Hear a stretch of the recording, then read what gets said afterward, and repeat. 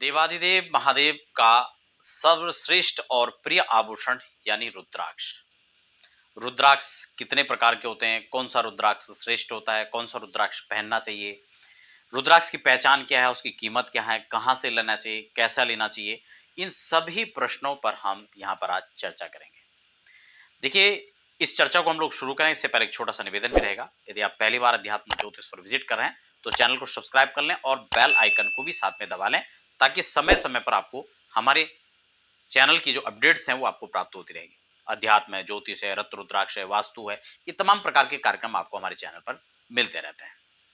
देखिए, जब रुद्राक्ष की बात आती है तो आप सब जानते हैं कि ये देवादेव महादेव के चक्षु से उत्पन्न अश्रुबिंद के द्वारा इनका जन्म हुआ है, इसलिए रुद्र और अक्ष शब्द मिलाकर रुद्राक्ष बना है। रुद्राक्ष भगवान शिव का एक प्रिय आभूषण है। भगवान इसको सदैव धारण करते हैं और हर व्यक्ति को धारण करना चाहिए। कई बार लोगों को लगता है कि स्त्रियां पहन सकती नहीं, या बच्चे, इसको बच्चे पहन सकते हैं, स्त्रियां पहन सकते हैं, बूढ़े पहन सकते हैं, यानी कोई भी पहन सकता है। वैसे तो सामान्यतः अगर बात की जाए तो कोई भी रुद्राक्ष पहना जा सकता है, इसमें कोई दिक्कत नहीं है। कई बार हम लोग भ्रमित हो जाते हैं कौन सा मुखी पहने, लेकिन हाँ, ये बात भी निश्चित है कि अगर हम किसी खास पर्पज से पहन रहे हैं तो तब हमको किसी खास रुद्राक्ष का चयन करना चाहिए। या राशि के हिसाब से पहन रहे हो, या दशाओं के हिसाब से पहन रहे हो, या अपनी कोई कार्य सिद्धि के लिए हम पहन रहे हैं, ऐसे में हमें एक निश्चित मुखी रुद्राक्ष धारण करना चाहिए। अब हम बात कर लेते हैं रुद्राक्ष की पहचान की। देखिए, पहचान की अगर बात करें तो वैसे तो सामान्यतः पारखी उसको पहचान सकता है। चोर, आपने देखा होगा कि नकली आभूषण को हाथ नहीं लगाता है और असली को चुरा लेता है।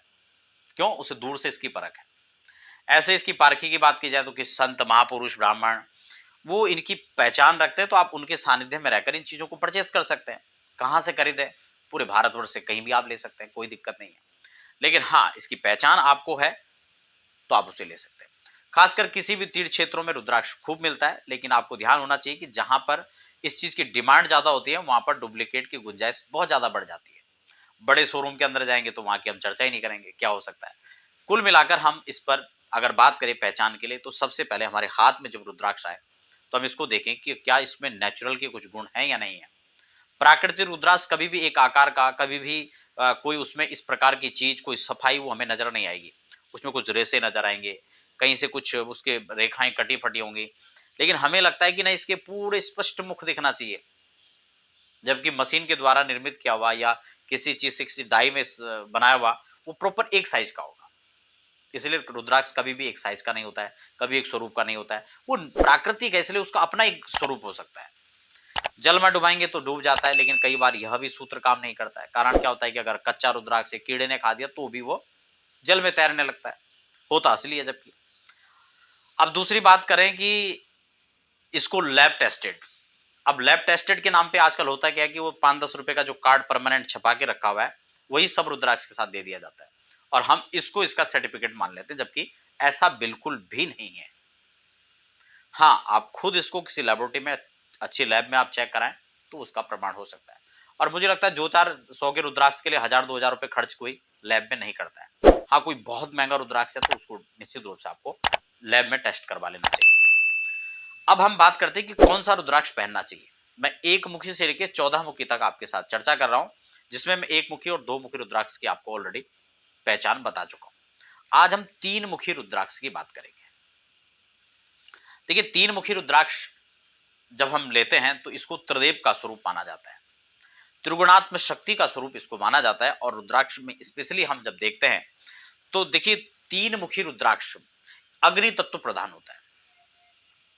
सूर्य ग्रह और मंगल ग्रह, 2 अग्निकारक अग्नि तत्व ग्रह जो हैं, उनकी प्रधान, उसकी जो है प्रतिनिधित्वता 3 मुखी रुद्राक्ष करता है।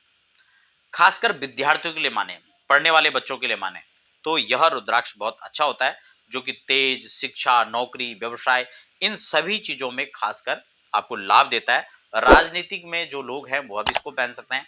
खासकर जो प्रशासनिक सेवाओं में जाना चाहते हैं, आईएएस बनना चाहते हैं, पीसीएस की तैयारी कर रहे हैं और इस प्रकार की कोई सेनाओं में जाने के लिए प्रयास करें, तो उनको यह रुद्राक्ष पहनना चाहिए।